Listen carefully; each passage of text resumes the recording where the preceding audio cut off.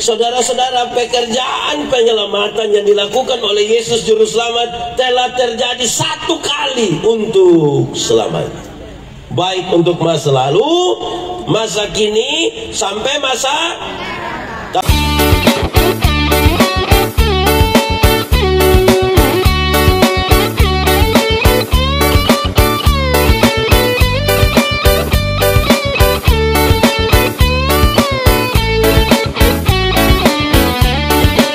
Saudara, mari kita berdoa. Ya Tuhan Allah, waktu di mana kami belajar firman Tuhan, kami mohon kepadamu, arahkanlah seluruh hati dan pikiran kami, bahkan hidup kami ini pada pemberitaan firman. Sebab siapa kami ini Tuhan? Kami orang-orang berdosa, kami terbatas dalam segala sesuatu. Sungguh tidak mungkin bagi kami untuk mengerti firman Tuhan, kecuali kalau Tuhan menolong kami oleh kuat kuasa Roh Kudus. Kami mohon hari ini kami sungguh-sungguh dimampukan, bukan saja untuk mengerti firman Tuhan, tapi lebih dari itu kami dimampukan menjadi pelaku-pelaku firman. Berkati setiap hati yang sungguh disiapkan untuk pemberitaan ini. Bahkan sejauh suara ini terdengar, biarlah Roh-Mu yang bekerja atasnya. Jauhkanlah semua penggoda pencobaan. Biar di dalam damai-Mu kami belajar firman Tuhan. Terima kasih banyak Tuhan. Kami rindu pada firman-Mu. Berfirmanlah bagi kami Tuhan. Di dalam nama Yesus firman yang hidup itu kami berdoa. Amin. Mari silakan duduk semua. Bapak Ibu Saudara-saudara, shalom. Kita bersuka cita karena malam hari ini kita masih diberi kesempatan untuk belajar firman Tuhan lagi. Dan di kesempatan KPI beberapa hari ini tema kita adalah buka hati, buka hatimu, keselamatan hanya pada Yesus. Saja kita buka satu bagian pembacaan Alkitab, Kisah Para Rasul pasal 4 ayat 11 dan 12. Kisah Para Rasul pasal 4 ayat 11 sampai ayat yang ke-12. Yang sudah dapat katakan amin. Amin betul. Separuh tidak buka juga amin. Itu tipu itu. Kisah Para Rasul pasal 4 ayat 11 dan 12. Yesus adalah batu yang dibuang oleh tukang-tukang bangunan, yaitu kamu sendiri. Namun ia telah menjadi batu penjuru. Dan keselamatan tidak ada di dalam siapapun juga selain di dalam Dia. Sebab di bawah kolong langit ini tidak ada nama lain yang diberikan kepada manusia yang olehnya kita dapat diselamatkan. Demikian firman Tuhan. Berbahagia setiap orang yang mendengar firman, memelihara dan melakukan dalam hidup setiap hari. Shalom. Buat sedikit, shalom. Saya mulai dari pertanyaan yang gampang ini. Yesus itu Tuhan yang jadi manusia atau manusia yang jadi Tuhan? Saya lihat saudara ragu-ragu ini. Ulang. Yesus itu Tuhan yang jadi manusia atau manusia yang jadi Tuhan? Tuhan yang jadi manusia atau manusia yang jadi Tuhan? Yang benar mana, Tuhan yang jadi manusia atau manusia jadi Tuhan? Yakin kalau Tuhan Yesus itu Tuhan yang jadi manusia, saudara yakin? Yakin sekali atau yakin saja? Jadi dia bukan manusia yang kita angkat dia jadi Tuhan sama kayak kita angkat dia jadi kepala desa, begitu. Dia benar-benar Tuhan yang jadi manusia, amin. Lalu apakah semua orang menerima itu? Lalu apakah semua orang percaya bahwa Yesus adalah Tuhan yang jadi manusia? Semua orang percaya? Percaya kok tidak? Kenapa yang di sini ragu-ragu? Kan kita mau bicara tentang tidak ada keselamatan selain dari Dia. Kita bilang Yesus adalah Tuhan yang jadi manusia. Lalu apakah semua orang percaya dan menerima hal itu? Pak Pendeta, tidak semua orang terima. Pertanyaan berikutnya adalah kenapa tidak semua orang terima? Jawabannya ada pada hati mereka yang masih keras. Harus hati yang terbuka dulu. Saya tanya, kita di sini hati semua terbuka? Yakin terbuka? Terbuka untuk Yakin? Betul-betul yakin?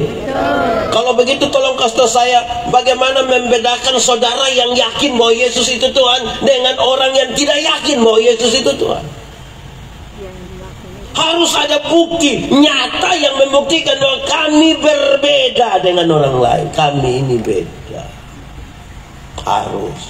Beberapa hari ini ketika berkhotbah tentang kebangkitan Yesus, saya tanya, boleh jawab karena saya tanya semua orang hal yang sama. Saudara percaya kepada Yesus Kristus yang adalah Tuhan itu? Percaya? Apakah saudara percaya pada kebangkitannya? Amin. Pertanyaan terakhir tidak usah jawab. Lalu apakah kebangkitan Yesus itu memberi pengaruh dalam hidupmu? Apakah kebangkitan Yesus sungguh-sungguh membawa pengaruh dalam hidupmu? Yang kelihatan dan orang bilang, memang betul kalau orang yang percaya pada Yesus menikmati kebangkitannya, kehidupannya berbeda dengan orang lain. Apa punya pengaruh? Beberapa tahun ini kan oleh karena COVID kita tidak merayakan Paskah dengan agak lebih leluasa kan? Kapan malam itu ada yang ikut pawai kok?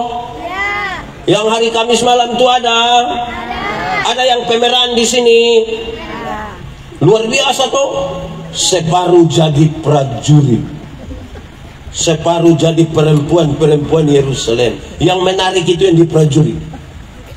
Wih, yang peran prajurit itu hampir-hampir separuh itu tidak perlu latihan. Kita di entertain yang paling menarik. Untuk semua peran yang jahat-jahat itu tidak perlu latihan. Semua betul-betul menghayati itu peran. Dong mabok itu betul itu. Sampai Tuhan subangkit dong masih tetap mabok juga. Betul? Di sekitar sini juga ada yang begitu. Ada juga. Dong rumah dekat sini atau agak jauh sedikit dari sini. Jadi ini pertanyaan penting. Bagaimana sekarang saudara memberikan sesuatu yang nyata untuk membuktikan bahwa saya yang telah buka hati untuk Yesus yang juru selamat itu berbeda dengan orang lain. Saudara-saudara, sebelum lebih jauh saya mau kasih ingat kita. Om Pendeta Eben Lubantimo pernah bilang begini. Kalau ada satu orang menyebut dirinya Tuhan, ada satu orang berani menyebut dirinya Tuhan, hanya ada 3 kemungkinan. Kalau ada satu orang menyebut dirinya Tuhan, hanya 3 kemungkinan. Satu, kemungkinan besar itu orang tipu. Kalau ada yang berani menyebut dirinya Tuhan, kemungkinan pertama apa? Tipu. Lalu kenapa orang tipu, saudara? Orang tipu itu untuk mendatangkan keuntungan atau mendapatkan keuntungan bagi diri. Biasanya kalau orang tipu sudah sangat terpojok, sudah tidak bisa lagi. Aduh, minta maaf saya tipu. Apalagi sudah disiksa menuju bukit Golgota, woi semua mati. Penipu berani sampai mati. Tipu-tipu sampai mati ada yang berani? Biasanya kalau mulai susah sedikit mulai jujur toh. Dan Yesus bukan itu. Sudah pasti dia bukan penipu, karena dia bisa sampai mati.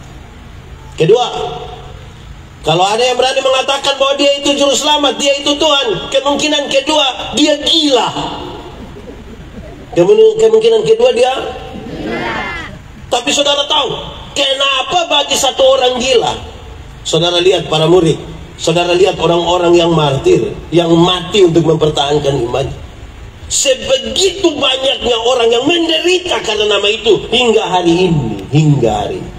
Apakah untuk satu orang gila ada yang berani mati bagi dia? Untuk satu orang gila ada yang berani mati bagi dia? Berarti 2 alasan ini sudah gugur. Yesus bukan penipu. Yang kedua, Yesus bukan orang gila. Berarti alasan ketiga ini yang benar. Yaitu, kalau ada yang mengatakan dia itu Tuhan, ada yang mengatakan dia itu juru selamat, hanya karena kemungkinan ini. Karena dia benar-benar Tuhan dan dia benar-benar juru selamat. Hanya yang benar yang berani mengatakan. Karena kalau uji pakai 2 tadi subuh, bahwa Yesus itu Tuhan, Yesus itu juru selamat. Sekarang pertanyaan berikut. Ini kan tema untuk kita jawab cek. Tema untuk kita jawab pertanyaan tiap-tiap hari. Pertanyaan lanjutan bilang begini, apakah pekerjaan penyelamatan dia sebagai juru selamat itu, keselamatan yang dikerjakan itu sudah selesai? Sudah kok belum? Dia semati kas habis bagi kita atau belum? Sudah kok belum? Dia masih perlu lagi kerja untuk kita atau tidak? Untuk keselamatan. Omong. Sudah selesai atau belum selesai? Sudah kok belum? Belum kok sudah? Sudah kok belum? Coba yang bilang belum boleh angkat tangan. Coba yang bilang sudah, coba angkat tangan. Nah, yang tidak angkat tangan ini dia di sudah kok belum. Ini yang biasa bikin kacau gereja ini. Saudara-saudara, pekerjaan penyelamatan yang dilakukan oleh Yesus Juru Selamat telah terjadi satu kali untuk selamanya. Baik untuk masa lalu, masa kini, sampai masa. Tapi dia punya soal adalah banyak orang yang mengaku keselamatan hanya ada pada Yesus. Dorang kira pekerjaan penyelamatan belum selesai. Karena kalau ada anak menangis atau masalah sedikit dalam keluarga, dorang bilang itu karena kubur di kampung itu po ujung ada patah sedikit. Mesti bereskan dulu itu. Pernah dengar itu kalimat? Atau sendiri omong? Itu tante yang biasa omong itu ada di sini. Itu tante coba ada di sini, itu tante fama apa? Banyak orang merasa Tuhan Yesus pekerjaan itu belum selesai. Jadi mesti tambah dia puhal dulu supaya itu yang bikin sempurna Tuhan Yesus punya pekerjaan untuk penyelamatan. Saya mau bilang pada saudara, kalau saudara dan saya orang berdosa, kejatuhan kita ibarat kita jatuh dalam lubang. Kita jatuh 10 meter, tali penyelamatan Kristus sempurna 10 meter turun untuk menjemput kita. Jangan tambah kita pembenang sepotong dong itu. Kadang-kadang kita suka tambah-tambah kok kita kira dengan kita ini baru kita selamat. Kalau kita semua sudah berdosa, saudara, saya mau tanya saudara, ketika semua manusia berdosa, siapa yang berani pergi paksa Tuhan untuk turun menyelamatkan kita? Ada yang berani? Jadi kalau saya dan saudara diselamatkan bukan karena kita, tapi kalau Allah berinisiatif datang kepada kita supaya kita menjadi selamat. Tidak boleh ada orang sombong karena itu. Sebab oleh kasih karunia kamu diselamatkan oleh iman. Itu bukan pekerjaanmu, tetapi pemberian Allah. Itu bukan usahamu. Supaya jangan ada orang menyombongkan diri.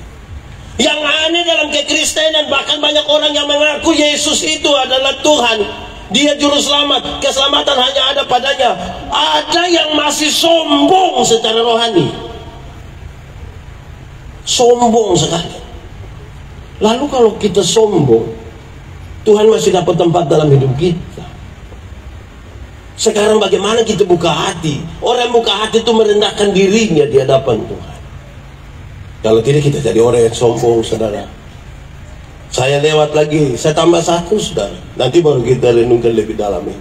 Tapi saya mau bilang begini, kenapa tidak ada keselamatan di luar nama Yesus itu? Setelah saudara tahu bahwa Yesus itu Tuhan, saya mau bilang di awal, ketika nama Tuhan itu disebutkan, itu sesuatu nama yang tidak gampang untuk diketahui. Tidak gampang. Ketika Musa bertanya, nanti saya pergi sebut apa?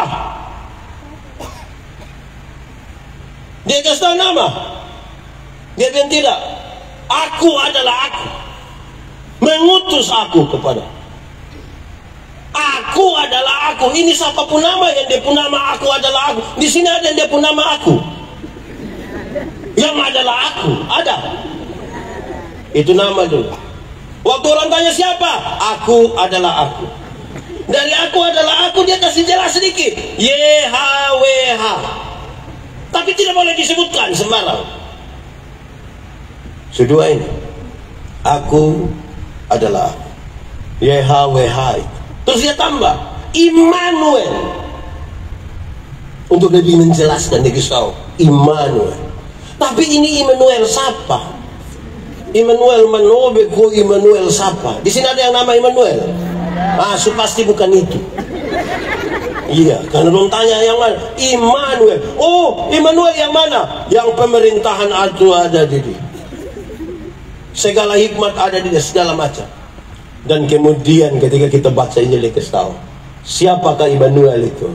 Dialah Yesus. Dari yang tadi tidak dikenal disebutkan aku adalah aku, sampai satu nama yang kita kenal. Dan waktu kita sebut nama Yesus, kita mulai dari sebuah keputusan. Dia bukan lagi Allah yang ada di jauh sana, yang oleh karena dosa telah memisahkan dia dengan kita.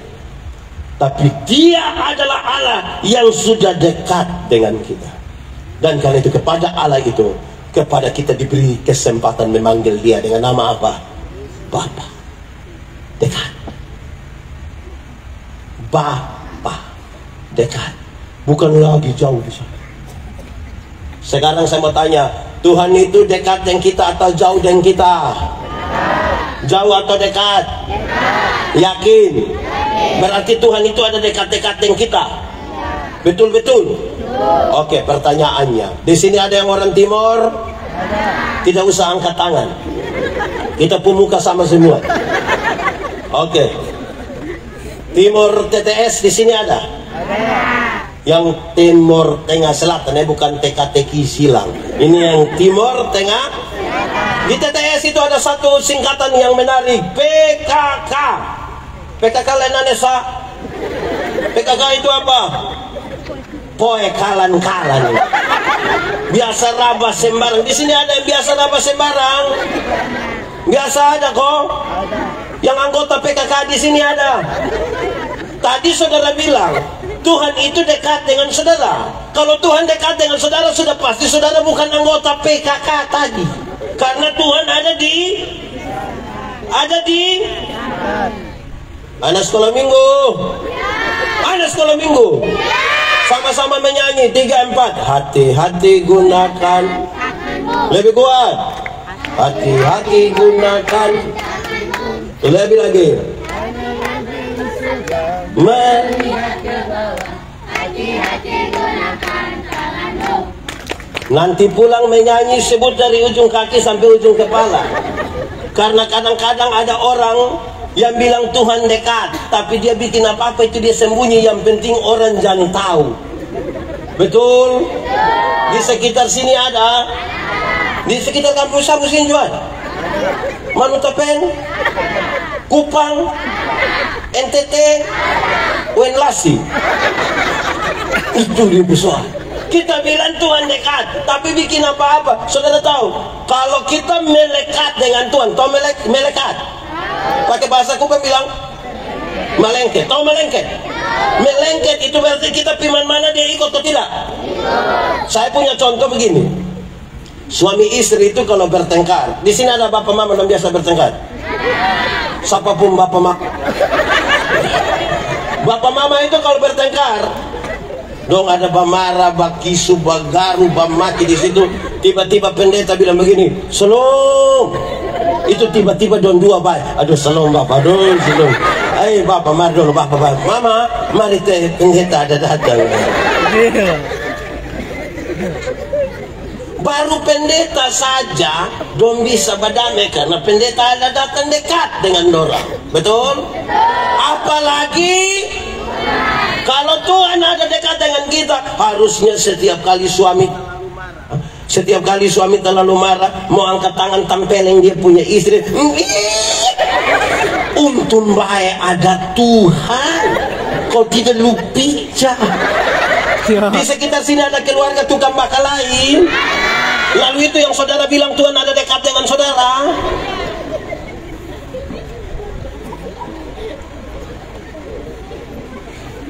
Setiap kali kalau istri mau bamaki, di sini ada mama tukang bamaki. Itu mama ada di sini. Dia pakai baju warna. Gua sempat tuduh sudah. Saudara, setiap kali dia terlalu marah mau bamaki, dia bilang, untung baik ada. Jadi yang tukang bamaki itu pasti Tuhan tidak ada dekat dengan dia. Waktu kita sebut nama Yesus tadi saya sudah gambarkan, dia yang di jauh sana tuh telah berinisiatif datang kepada kita. Bagaimana hati terbuka untuk tukang pemaki? Nanti pemaki pendeta ampun. Ini hanya di mulut sabapa, di hati tidak. Omong kosong. Apa yang keluar dari mulutmu itu gambaran dari. Makanya saya bilang, kalau saudara percaya dia dekat dengan saudara, lalu coba buktikan bahwa betul-betul dia dekat dengan kita. Jangan sampai kita hanya mulut saja. Saya bicara di mana-mana saudara. Kadang-kadang mulut kita mengaku Tuhan, tapi kita punya iman itu belum tentu mengaku dia. Contoh, sebagai pendeta ini kalau kami jalan-jalan di jalan, tiba-tiba ada yang telepon, Pak Pendeta, yuk singgah di rumah sakit dulu. Kenapa? Nenek kah, bayi kah, kakek kan, apa, bapak ada sakit. Oke, kita sampai. Pendeta sembahyang, semua tenang ke pendeta sembahyang. Pas kita mau sembahyang begini, pas sembahyang habis sama Mbak Pendeta, ini obat. Nah kalau itu obat, suruh beta berdoa supaya. Kalau itu obat sudah bisa menyelesaikan apapun persoalan, suruh beta sembahyang lagi supaya apa? Beta lahir besar di Soe. Kalau cerita tentang Soe, saudara percaya atau tidak? Percaya atau tidak? Yakin? Kalau beta lahir besar di Soe, lebih banyak cerita tentang Surabaya. Saudara percaya atau tidak? Percaya atau tidak? Kenapa?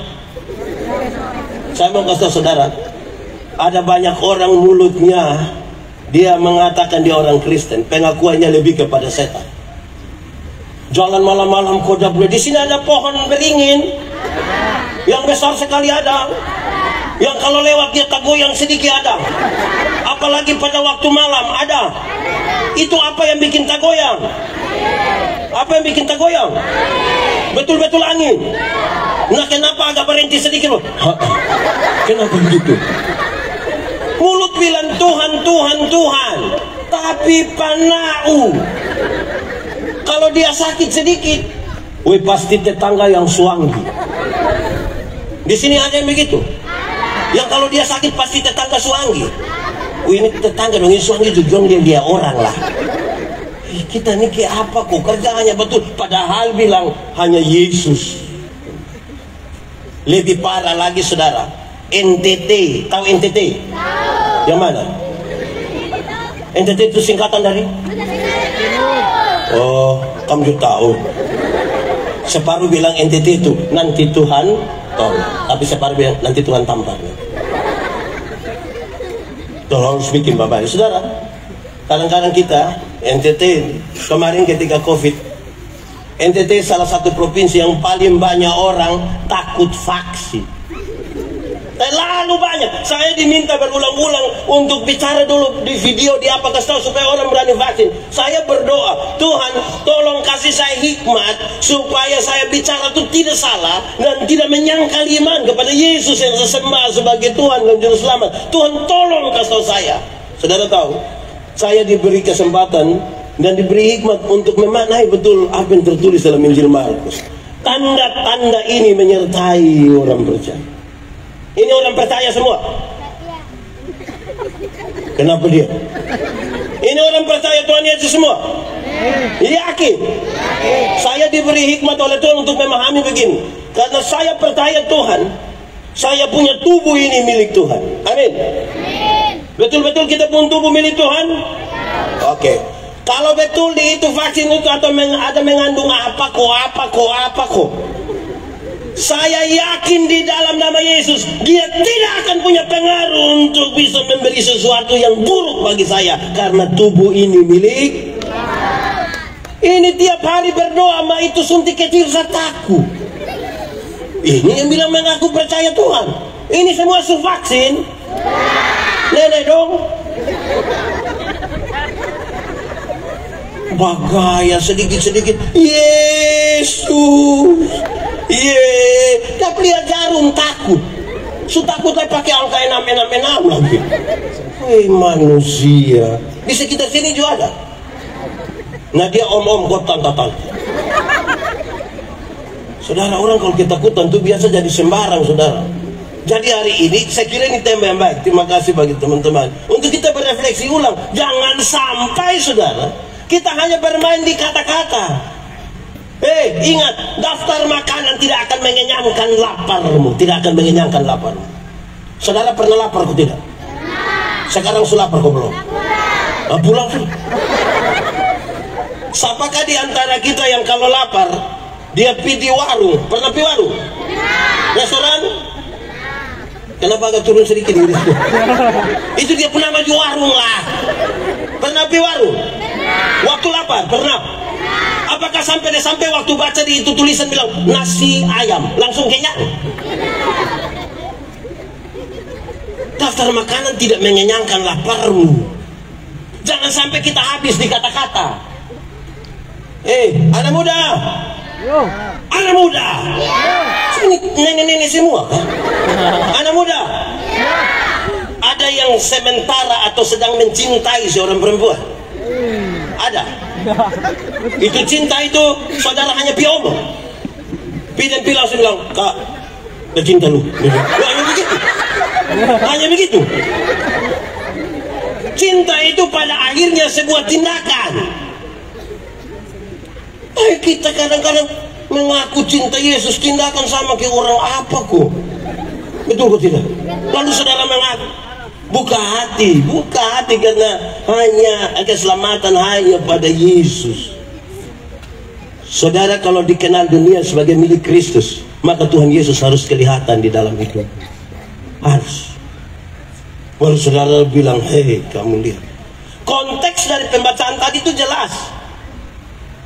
Mereka diperhadapkan kepada para pemuka agama. Sekarang iman kita ketika diperhadapkan pada hal-hal itu, pada tekanan-tekanan yang berat, masih maukah kita bertahan untuk percaya pada Tuhan? Anak muda, yang sementara ikut katekisasi angkat tangan. Oh, ini semua lulus. Atau katekisasi ada libur? Saudara-saudara, rata-rata katekisasi di Gemit ini 1 tahun. Betul kan? Rata-rata 1 tahun. Waktu domo tabisan sidi itu, baru-baru di sini ada tabisan sidi kok. Di sana berapa orang? Berapa? Mantap. Itu kalau tanya dong, itu dong bikin kesedih-sedih itu. Waktu tanya, apakah jawabmu? Itu dia akan bilang, ya, saya percaya dan berkuih. Bikin kesedih-sedih itu. Dalam pengalaman pelayanan tuh saudara-saudara, ada yang mengaku begitu. Ya, saya percaya dan berjanji dengan segenap hati. Nanti 6 bulan kemudian dia datang dan dia pun bapak mama, terus dia bilang, Bapak Pendeta, Mam Pendeta, tolong dolo. Tolong apa? Tolong beta, tiap hari hanya tolong lusa. Kenapa? Bapak Pendeta, kita sunika dina sang. Tahu sendiri nikah dengan aparat dong tidak bisa pindah, hanya kita yang pindah. Terus dia pun bapak bilang, Ais namanya anak semua begitu, kita mau bilang apa lah yang. Dia pun mama bilang, kita orang tua ini pun tugas hanya urusan. Sudah terakhir kami pendeta hanya bilang, Jadi jarak antara pengakuan dan penyangkalan kita tuh tipis sekali. Simon anak Yahya, apakah engkau mengasihi aku lebih dari semua ini? Dorang ada di sekitar danau itu, ada makan pagi yang Tuhan Yesus siapkan. Berarti ada roti, ada ikan di situ, ada orang juga di situ. Apakah engkau mengasihi aku lebih dari ini ikan, ini roti, ini makanan dong kau? Sebab di zaman sekarang ada orang yang hanya karena makanan bisa gadaikan di iman. Apakah engkau mengasihi aku lebih dari orang semua yang ada di sini kok? Karena kadang-kadang hanya karena cinta kita lupa buang iman kepada Tuhan. Kadang-kadang hanya karena jabatan kita lupa diri. Padahal kita bicara tentang keselamatan hanya ada pada Yesus dan buka hati. Ada yang masih muda-muda kan setiap pelayanan, setia memati. Apalagi kalau pijen putih itu nona baru pi pelayanan, itu tidak bisa-bisa lah. Kita acara tanggal 19, tanggal 16 dia siap. Dia mau cepat-cepat kopi non siap. Doa kita harus jalan. Kita berdoa supaya semua jalan diratakan oleh Yohanes Pembaptis. Kita bisa pergi sampai sana dengan sukacita. Masih muda, sutua dong pemalas gereja. Betul kok? Di sekitar sini juga ada. Betul. Bosan tahu. Beta suka bilang begini, ini suami dong, ini dong pemalas pergi gereja. Nanti pendeta pergi rumah, kau bilang, Bapak, kenapa tidak pergi ke gereja, kasih tinggal mama sendiri pergi. Terus dong bilang, Bapak pendeta, waktu Bapak dong kasih nikah saya mama, itu kami dua telah menjadi satu. Jadi kalau mama su pergi, itu sama dengan Bapak juga. Berarti mama su makan sama dengan Bapak su makan. Nah itu kita punya soal.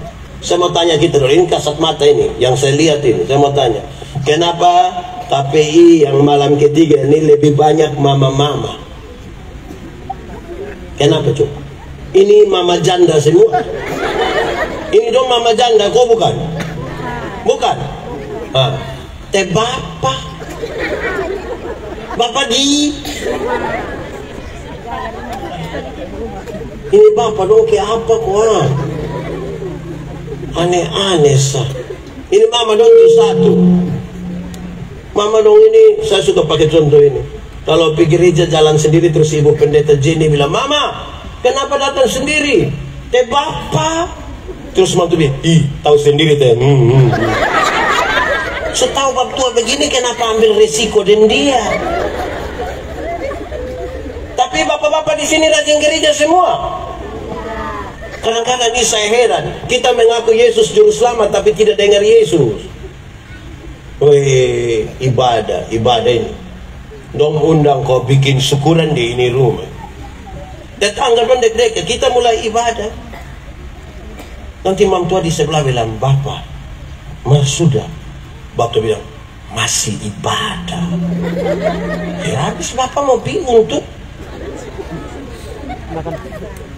Ini gereja di Sonaf ini biasa jam berapa?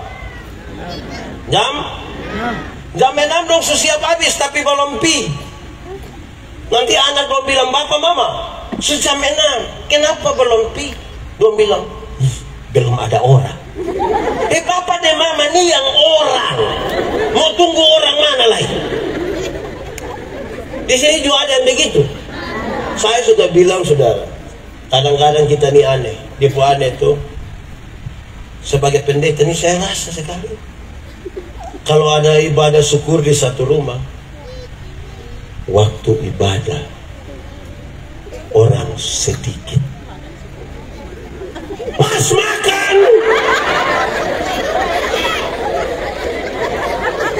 Coba ulang. Sebagai pendeta ini kadang-kadang saya heran. Waktu ibadah orang pas makan banyak kok sedikit. Don datang dari belakang. Ini anak 2 juta ini. Dia saudara-saudara, dia tidak boleh selesai dibuka hati pada Yesus dan selesai. Saudara-saudara, ini di sini ada yang suka bola kaki? Bukan suka dengan bola kaki, maksudnya dia senang terhadap sepak bola ibadah. Ada? Ronaldo ko Messi? Messi ko Ronaldo? Ronaldo ko Messi? Messi atau Ronaldo? Ronaldo atau Messi? Yakin Messi? Oke, Messi kenal kamu?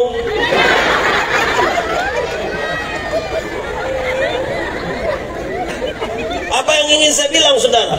Banyak orang menjadikan Yesus itu seperti idola ke pemain bola donsa. Dia boleh semangat, itu orang tidak kenal dia.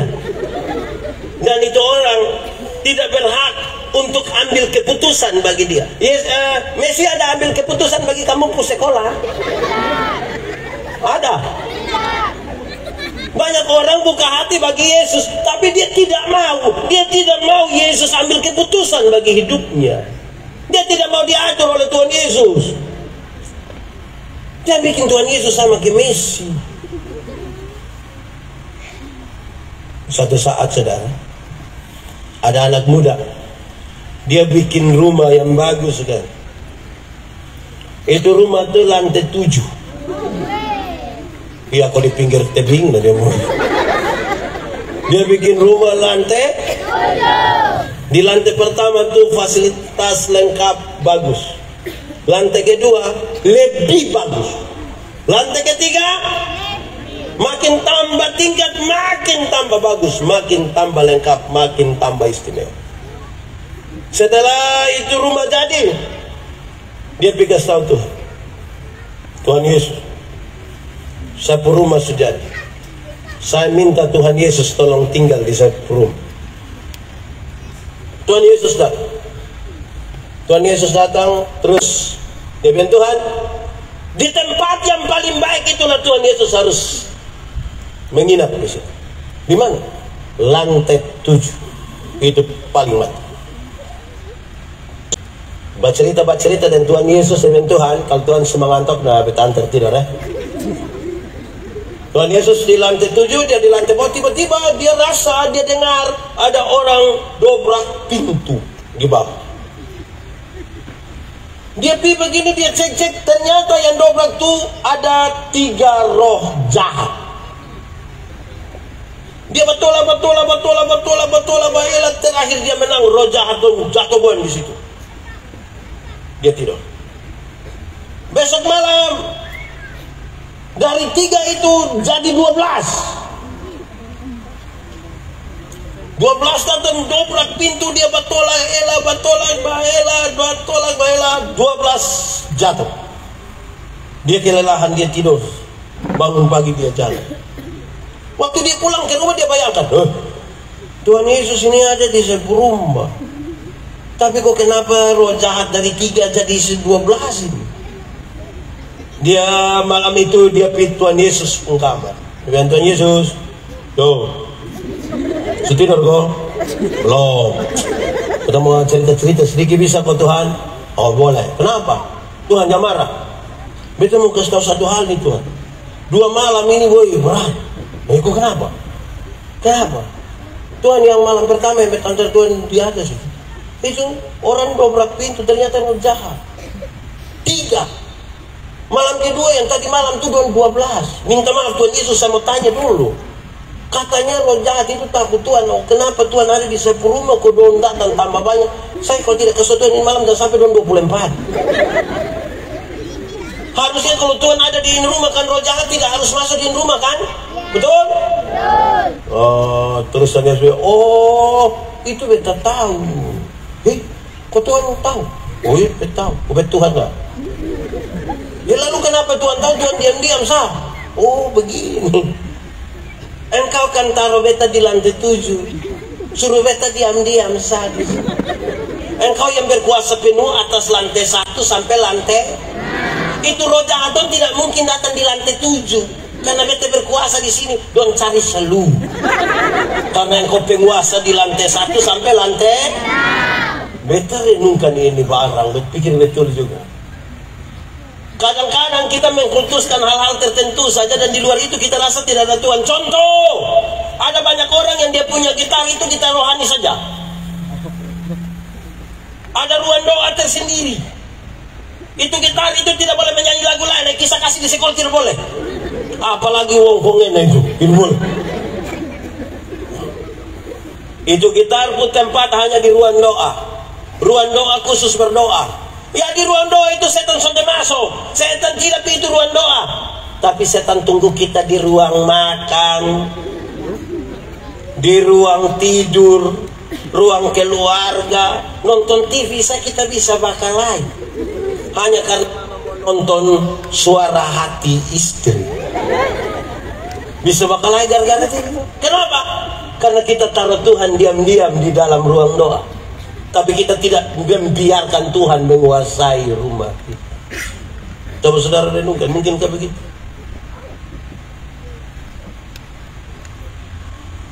Kita bikin satu tempat khusus saja dan kita biarkan Tuhan ada di situ.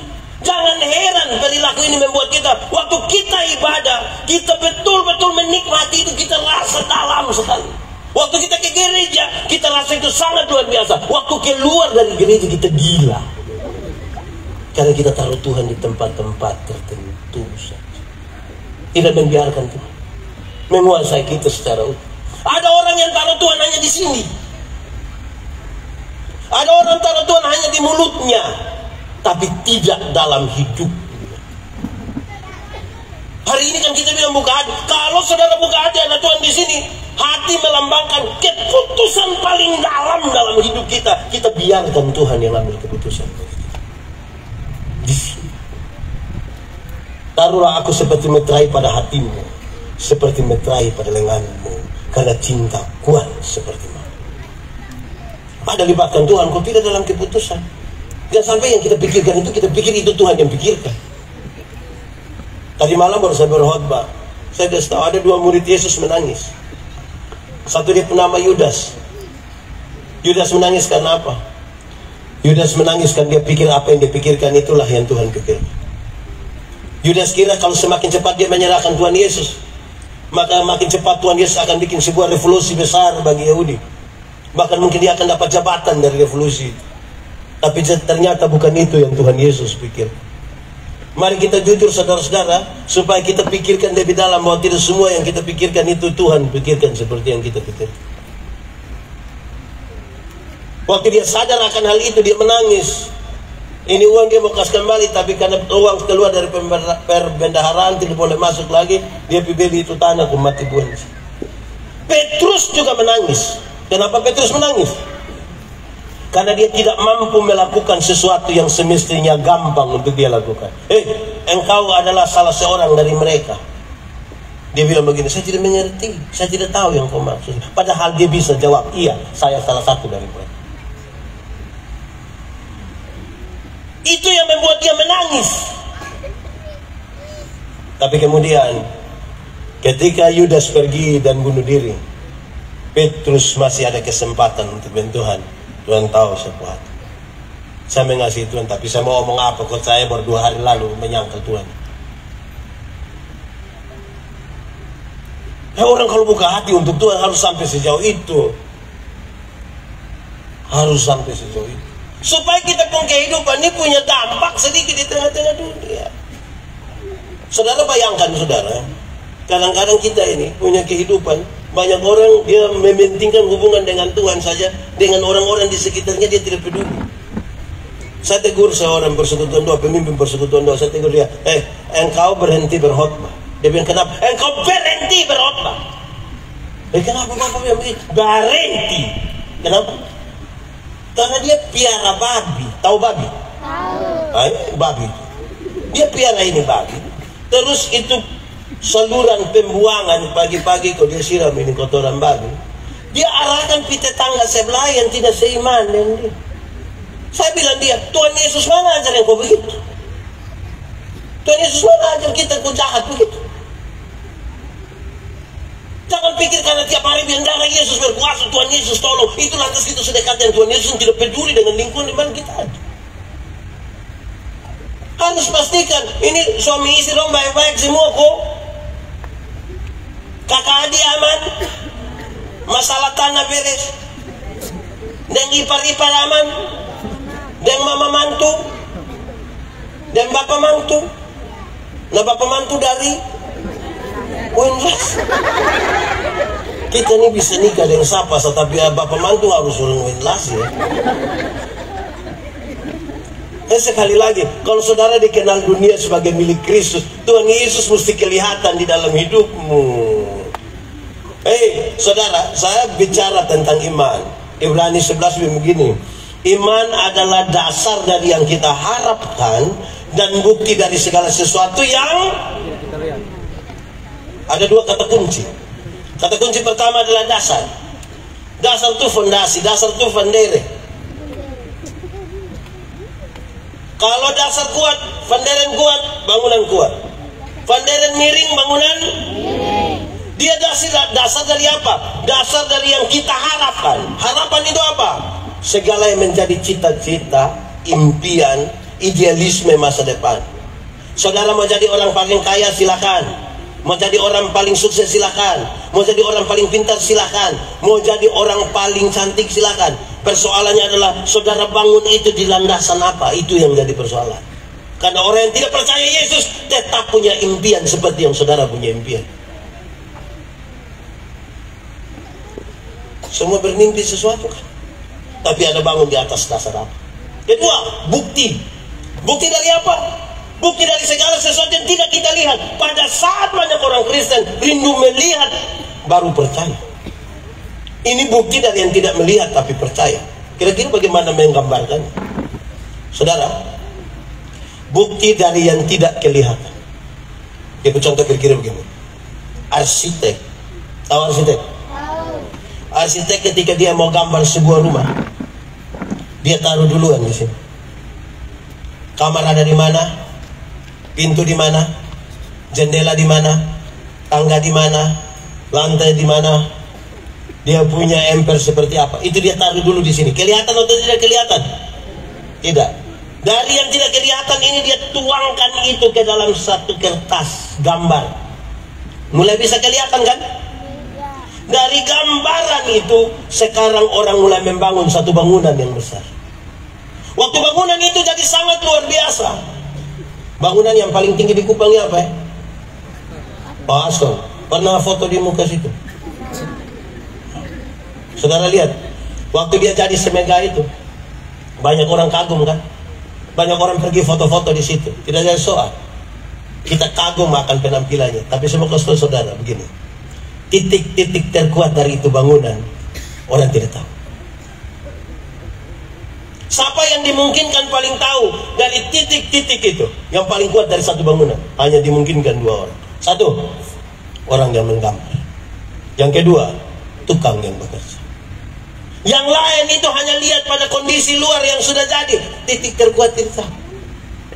Kita ini buatan tangan Allah, digambar oleh Allah. Kita gambaran Allah, dibuat oleh Allah. Yang paling tahu kita pun titik terkuat bukan tetangga, bukan teman-teman sepelayanan. Tuhan yang paling tahu. Ini orang yang pergi kita perumah don't tahu cakar ayam ada taruh di mana? Don't tahu atau tidak? Tidak tahu toh, cakar ayam tidak tahu, yang kiri-kiri yang don't tahu. Ayam yang tidak tahu. Nah itu Tuhan yang nilai. Tuhan yang nilai, bukan orang lain yang nilai.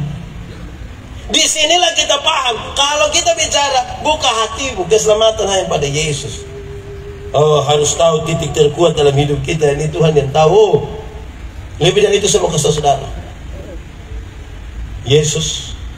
Kadang-kadang orang perkenalkan salah tentang Yesus. Saya agak hati-hati bicara di sini supaya orang tidak menangkap dengan keliru. Saya mau kasih tahu kira-kira begini. Orang memperkenalkan salah itu, orang membawa kita, membawa orang-orang itu untuk mengenal Yesus yang Nazaret saja, yang lahir di wilayah Palestina dan mulai melayani sampai kemudian dia dihukum mati. Kita hanya bawa orang ke situ mencari fakta-fakta sejarah tentang itu, dan kita kira itu paling betul di situ. Tapi saya mau ke saudara, Yesus ini dia sudah ada sebelum segala zaman, bukan hanya soal itu. Dia sudah ada sebelum dunia diciptakan. Pada mulanya adalah Firman. Firman itu bersama-sama dengan Allah, dan Firman itu adalah dia sudah ada sebelumnya. Tapi kita sementara bertengkar tentang Yesus yang Nazaret.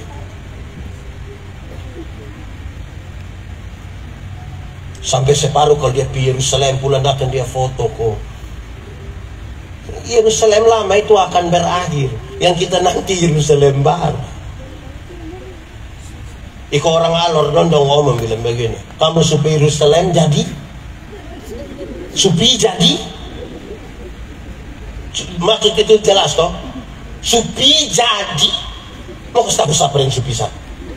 Kalau ternyata kita hanya pergi berjumpa dengan fakta-fakta sejarah dan Yesus tidak berkuasa dalam hidup kita. Tapi gue kasih tahu sah. Saya ingat Mama Leda, dia satu waktu ketika kami ada di gereja Koinonia, dia bilang, Pak Pendeta, waktu itu kira-kira tahun 2016, Pak Pendeta, saya 3 kali pergi ke Israel. Pipi pertama itu Pak Pendeta, dong, dan tahu bilang ini Taman Getsemani, saya foto di situ. Tuhan kasih tahu ini kubur Yesus, saya foto di situ. Waktu pulang, jemaatnya Mama, yo, sepulang jadi cerita sedikit dong. Saya buka yang foto dong. Aduh Pak Pendeta, di kubur Yesus saya pun muka ada. Di Taman Getsemani saya pun muka juga ada. Wih Pak Pendeta, saya malu. Iya, jangan sampai waktu di Getsemani itu bukan Tuhan Yesus yang kena tangkap, Mama yang kena tangkap waktu itu di Getsemani. macam mana.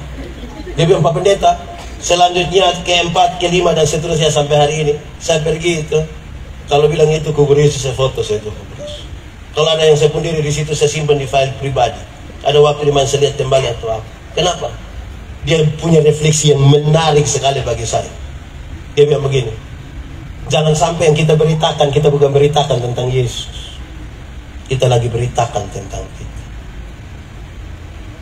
Jangan sampai Pendeta Yandi hari di sini, besok di situ, lusa di situ, dia lagi bicara tentang dirinya, merampas kemuliaan Kristus, karena dia bicara tentang dirinya dan bukan bicara tentang Kristus. Pikirkanlah itu. So kita renungkan, Yesus ada di hati kita. Saya lagi bicara malam hari ini orang-orang yang buka hatinya bagi Yesus, yang tidak buka, dong ada di mana kok? Dan suruh saya bom den dong, saya ada bom den gitu. Sama kayak ada orang mati kan, saya tidak khotbah kasih yang mati yang ada tidur di situ bilang, makanya Bapak kalau hidup kan tidak. Saya lagi bicara orang yang masih hidup. Yang malam hari ini lagi mau buka hati untuk Tuhan. Jangan sampai kita buka hati bagi Tuhan, tapi kita tidak memperkenankan Tuhan untuk mengatur kita hidup. Padahal kita bilang, oh buka hati, buka keselamatan ada di situ. Pak Pendeta, pertanyaannya begini Pak Pendeta, kenapa banyak orang masih menutup hati? Kenapa banyak orang tidak buka hati begitu? Tadi Pak Pendeta kan sudah bicara tentang kita yang buka hati tapi tidak total terhadap Kristus. Lalu bagaimana sekarang? Kenapa orang tidak mau buka hati bagi Tuhan? Saya minta yang di sini jawab satu, di tengah satu, di sebelah sini satu. Kenapa banyak orang belum mau buka hati begitu? Kenapa lihat saya tapi tidak mau jawab? Kenapa banyak orang tidak mau buka hati? Coba kita pikirkan. Kenapa banyak orang tidak buka hati begitu? Karena khawatir. Satu khawatir. Di sini ada yang tukang khawatir. Ada. Yo, kadang-kadang karena kekhawatiran buat kita tidak percaya Tuhan toh. Padahal dengan kekhawatiran itu tidak menambah sehasta saja dalam hari-hari hidup kita. Tapi kita orang khawatir itu kan tidak jelas. Dia jalan di mana-mana gitu.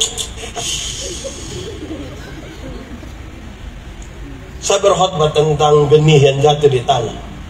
Kekhawatiran itu benih yang jatuh di tanah yang penuh dengan semak duri. Penjelasan dalam Matius pasal 13 dikasih tahu, benih yang jatuh di tanah yang penuh semak duri adalah orang yang mendengar firman itu, tetapi kekhawatiran dunia ini menghimpit firman itu sehingga firman itu tidak berbuah. Kalau dia ada buah kecil sekali. Kekhawatiran bisa membuat kita lupa janji Tuhan. Kekhawatiran membuat kita hidup menurut apa yang kita mau dan bukan Tuhan punya mau. Bahkan kekhawatiran bisa membuat kita tipu. Makasih. Yang di tengah, kenapa banyak orang tidak buka hati bagi Tuhan? Kenapa? Karena ya dosa enak. Banyak orang tidak mau buka hati kan dosa itu enak toh. Siapa yang dia punya HP Polaroid? Minana dong nih kadang-kadang nonton pakai begitu. Bukan juga harus pakai sidik jari lah, pakai kontak. Kak, bosan polisi. Rahasia negara apa? Taruh situ kau nonton sebagian-bagian. Kadang-kadang karena kenikmatan dosa ini buat wih kalau percaya Tuhan kan harus berhenti semua toh. Wih sabar dulu. Nanti nenek-nenek baru kalau bisa biar Tuhan tolong. Baik kalau sampai nenek. Terima kasih kata saya. Kadang-kadang dosa tuh orang nikmati sekali. Kalau ikut Tuhan tuh kan hendaklah. Janganlah. Aturan pembanyak lah ikut Tuhan. Kan manusia itu pada hakikatnya tak ingin bebas toh. Dosa di Taman Eden ialah usaha manusia melangkah melewati batas. Adam, semua tanaman dalam taman ini boleh kau makan buahnya, yang itu tidak boleh. Tapi dia mau lewat. Dia pun nama laki-laki boleh dan perempuan kah tidak? Boleh tidak dan perempuan kah tidak? Boleh kah tidak? Boleh kah tidak? Boleh kah tidak? Boleh. Asal dia istrimu yang sah. Tidur satu, tidak bangun tidak apa-apa begitu. Tuhan siap satu toh. Dia soal karena kita mau. Kadang-kadang mau. Di sini ada yang mau dua. Menikmati itu Pak. Dia soal di situ. Di sebelah sana. Kenapa banyak orang belum mau buka hati untuk Tuhan? Kenapa?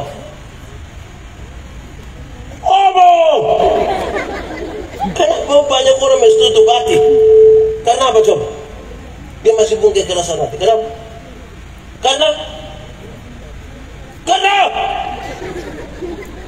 Karena apa coba? Ini pikir terlalu lama ini. Saudara, saya mau bilang saudara, kadang-kadang banyak orang belum buka hati bagi Tuhan tengah dia memberhalakan dia punya isi kepala.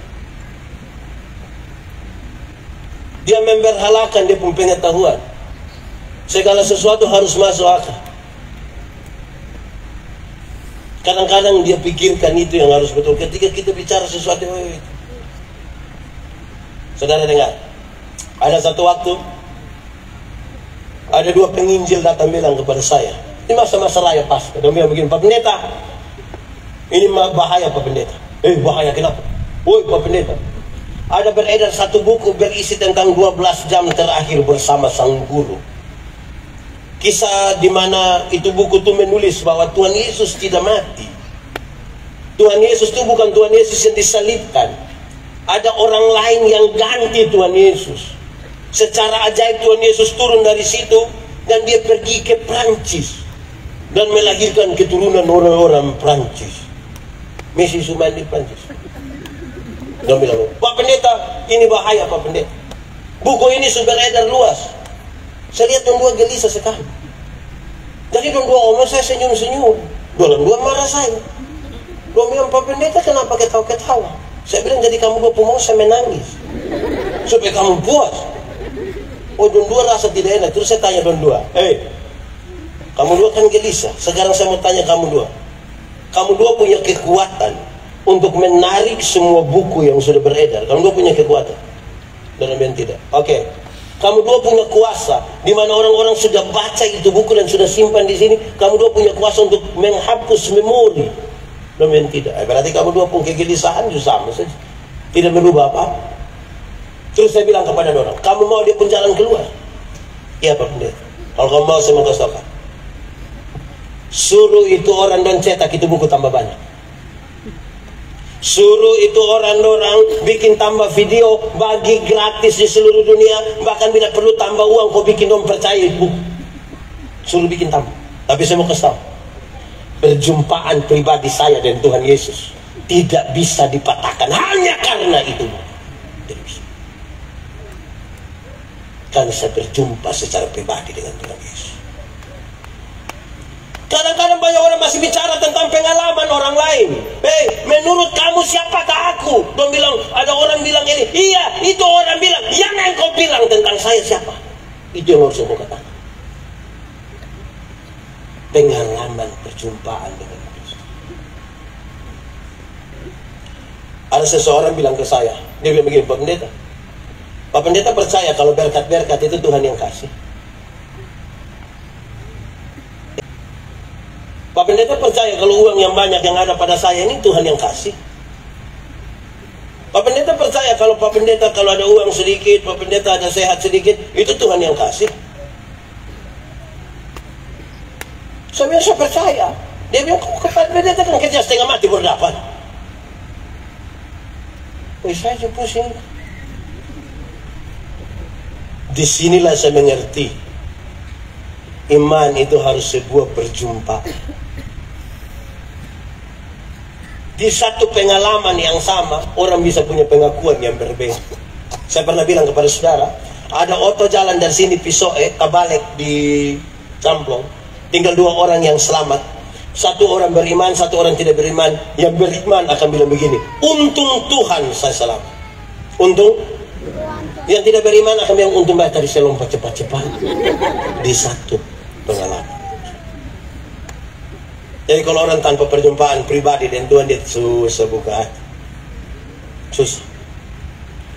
Ini tadi pagi kami buka acara BGA dengan anak-anak sekolah minggu dan remaja. Saya kasih tahu, kekristenan itu ada 3. Yang paling dasar, beragama tapi tidak beriman. Ada banyak orang Kristen itu beragama tapi tidak beriman. Orang baptis dia juga baptis, orang sini dia juga sini, orang dia juga, tapi beriman tidak. Apalagi agama diatur dalam struktur berbangsa bernegara. Kan mau jadi guru harus ada agama, kok tidak? Mau jadi polisi harus ada agama, mau jadi pendeta harus ada agama. Mau tidak mau orang harus tulis beragama. Dia beriman? Belum tentu. Kalau di KTP harus tulis bilang agama, harus tulis Kristen. Biar pemukul mati itu yang penting Kristen. Apalagi dia suka pakai rantai salib, suka Kristen. Kalau mulai tambah bilang darah Yesus berkuasa, Tuhan Yesus tolong. Ini nama ini tidak murah. Banyak orang bikin ini nama Yesus jadi nama yang murah. Paling tidak untuk 2 hal. Jaga badan kau tidak makan malam. Dia hanya telan ludah malam. Terus asam lambung naik, kau mulai dia sakit terus dia tunjuk berbilang dalam nama Yesus tidak sembuh. Jangan bikin itu nama jadi nama yang semurah itu. Kita percaya Tuhan Yesus. Aman. Di dalam nama Yesus. Besok pagi petugas koperasi datang, Tuhan Yesus kasih keliru dia. Di sini juga kenal petugas koperasi. Dia biasa datang mingguan atau harian. Lalu saudara pakai nama Yesus, kau tolak dia. Makanya jam pinjam. Jangan bikin itu nama murah. Kedua, ke saya begini. Saya ini kalau tidak hati-hati, saudara, lama-lama bukan Tuhan yang pakai saya yang pakai Tuhan Yesus punah. Banyak kali kita ini bukan Tuhan pakai, kita yang pakai Tuhan punah. Kadang-kadang dalam pengalaman pelayanan, kalau bisa sembahyang kasih orang yang kaya itu, kita pun baik. Padi sakit, oke kita sembahyang padi. Untuk ibu juga, untuk usaha, untuk masa depan. Sampai terakhir Pak Adi tidak omong, ya saya omong kembali lagi Pak Adi. Itu kalau kasih pi orang kaya, pi orang miskin ini kita pi sampai nenek tutup mata kok kita sampai. Kalau mati itu Tuhan berkenan. Ini kita punya masalah. Jadi nama ini jangan bikin kita yang pakai kembali nama kok untuk kita pun diri. Tapi banyak yang sebegitu. Kayak apa gua? Saya pun potongan video satu beredar luas ketika saya punya kisah ini. Itu Om Kuta yang cerita itu. Dia bilang, ada satu waktu, ada di satu acara, Pak Pendeta datang, duduk dekat-dekat dengan ada nenek satu, janda tua ini. Terus si nenek bilang, Bapak, tanggal 14 Bapak bisa pimpin ibadah di rumah kok. Bapak bilang, oh itu saya sibuk, ada pelayanan. Jadi nanti penatua saya MP Oh iya. Dibagi makan, datang duduk sama-sama, basa-basi Pak Pendeta tanya dia, Mama, kok ada acara apa? Kok bikin ibadah di rumah? Tidak, saya punya anak laki-laki yang paling besar baru saja dilantik jadi komisaris bank. Jadi dia ada mau titip berkat sedikit. Dia Pak Pendeta bilang, sabar loh, tanggal berapa loh? Tanggal berapa? Dia mau tuh bilang, tanggal 14. Oh, beta kira tadi bilang tanggal 4. Kalau 4 beta sibuk, mah 14 bisa nanti. Menurut saudara ini Tuhan pakai dia, kok dia pakai kembali Tuhan ini? Oh hati-hati yo. Saya tegur ada satu orang, dia pendeta, saya tegur dia di muka ini orang ini. Gara-gara begini. Botan doain orang ini, orang berada sedikit lah. Doa ada sembahyang di rumah, ada persekutuan doa, bertumpit. Waktu doa ini tinggal botol 3 duduk melingkar, botol 3 duduk begini. Dia berdoa bilang begini, Tuhan tahu kalau tanggal 26 hambamu akan berangkat ke Jakarta. Walaupun sampai saat ini belum ada tiket, tapi hamba percaya Tuhan akan menggerakkan orang-orang yang ada hatinya bagi pelayanan, dan tepat waktu pasti semua sudah tersedia. Pas amin, beta bilang, dia bilang, Bapak, kenapa tidak omong langsung? Pakai naik lagi di atas berdua. Ini doa politik gini juga. Jadi ini nama Yesus ini jangan dipakai bikin murah-murah. Apalagi menggadaikan itu nama untuk kita punya kepentingan. Jangan. Karena kita bilang keselamatan ada di dia, nah itu pakai itu nama, itu pakai nama apa? Dan kita semua namanya Yesus, namanya nama Yesus. Kan kita yang bilang nama Yesus yang menghibur. Nama Yesus yang menghibur mah. Dong tiap hari berdoa ini hanya menangis saja. Yesus pun penghiburan di mana? Semua dong terharu. Yesus, ketemu Yesus sesekali saya. Tuhan Yesus terima kasih Tuhan, betul bahagia sekali. Ini setiap kali ketemu hanya menangis saja. Bikin hibur-hibur diri sendiri. Nama Yesus yang saudara terhibur kalau tidak ada Yesus. Kenapa menangis terus? Nama Yesus, nama yang menghibur kita. Ada susah, kita datang kepada Yesus. Tapi bukan tiap hari susah. Kalau dengan Yesus kok tiap hari susah ini, saudara mau kok? Menurut saudara dengan Yesus itu ada bahagia sedikit kok tidak? Sedikit kok banyak? Nah kenapa menangis terus? Ketemu satu orang, Bapak hidup ini terlalu, lu mati sudah kalau memang sudah terlalu susah. Supaya hidup lagi kenapa? Nah ini kita pun tantangan saudara. Ini kita pun tantangan, di mana kita mau bilang saya mau buka hati. Saya ingat seorang sahabat saya nama Anton. Setiap kali kalau ada dia dengar lagu, siapakah aku ini Tuhan. Setiap kali dengar itu lagu dia menangis.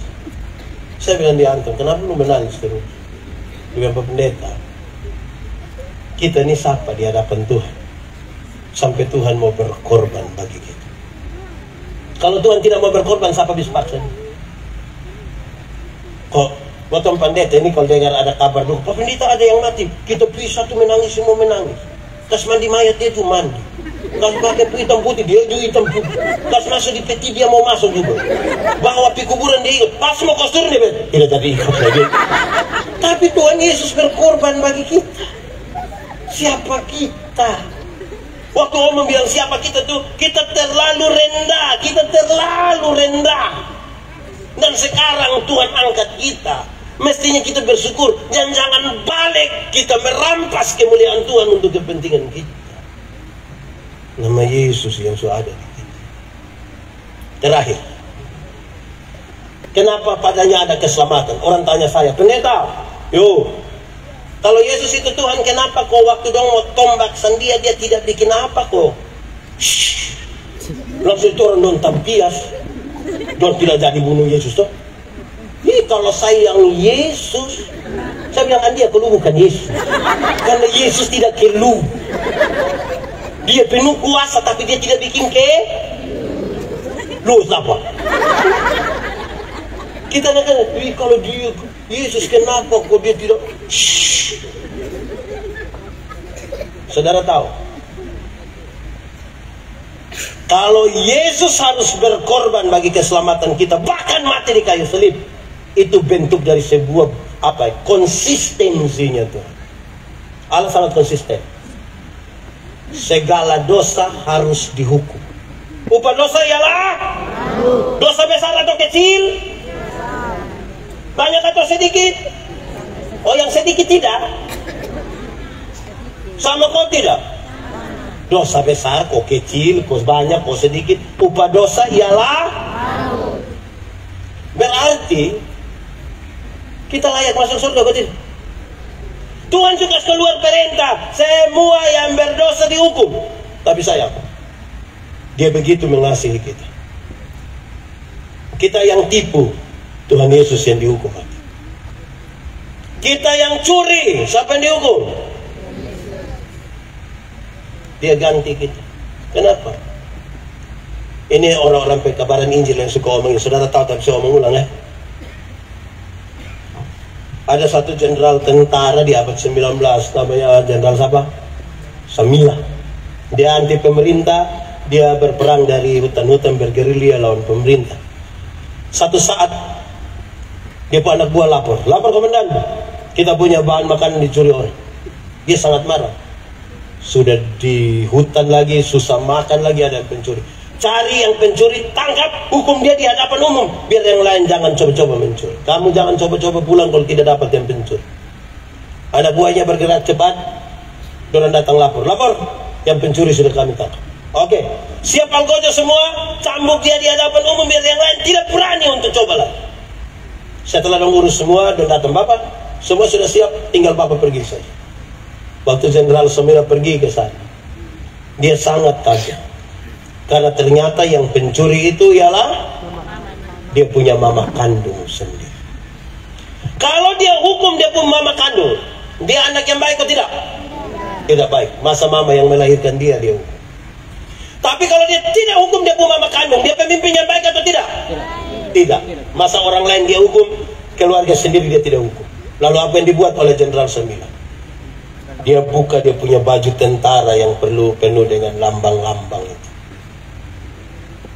Berbadan telanjang, dia peluk dia punya mama kuat.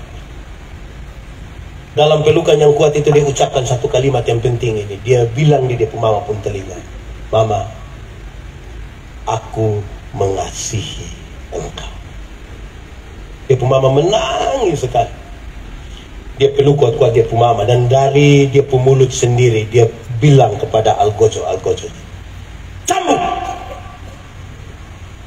Para algojo mulai maju dan cambuk dia punya mama. Tapi karena dia peluk dia punya mama kuat-kuat, tidak ada satu cambukan pun yang kena dia punya mama. Semua terkena pada tubuh Jenderal Samil. Sekarang saya tanya saudara, boleh jawab. Ada kasih atau tidak? Ada keadilan atau tidak? Ada. Ternyata kasih dan keadilan hanya bisa berjumpa melalui sebuah pengorbanan. Allah konsisten, yang salah harus dihukum. Tapi karena dia mengasihi kita, dia tidak mau kita dihukum. Dia menghukum dirinya sendiri karena kita. Dialah Yesus yang membawa selamat, supaya kita yang dianugerahi keselamatan di dalam Kristus mensyukuri peristiwa itu dengan hal-hal yang kita mau buat untuk Tuhan. Yang malam hari ini anak-anak dong, supaya Tuhan dimuliakan. Tanda syukur yang hari ini pemuda buatin supaya Tuhan dipermuliakan. Yang hari ini atau beberapa hari ini kita ada di sini supaya apa? Tuhan dipermuliakan. Yang kita semua melayani di mana-mana supaya apa? Tuhan dipermuliakan. Kenapa? Kalau bukan kasih, kita sudah bukan sama-sama. Tuhan memberkati kita. Mari kita tunduk kepala di hadapan Tuhan. Tuhan Yesus, terima kasih untuk firman. Waktu kami merenungkan firman-Mu ini, kami tidak mampu berkata-kata. Lebih lagi dari itu, karena Tuhan yang menyelidiki hati dan Tuhan tahu siapa kami. Kami sangat terbuka di hadapan hadirat-Mu dan Tuhan.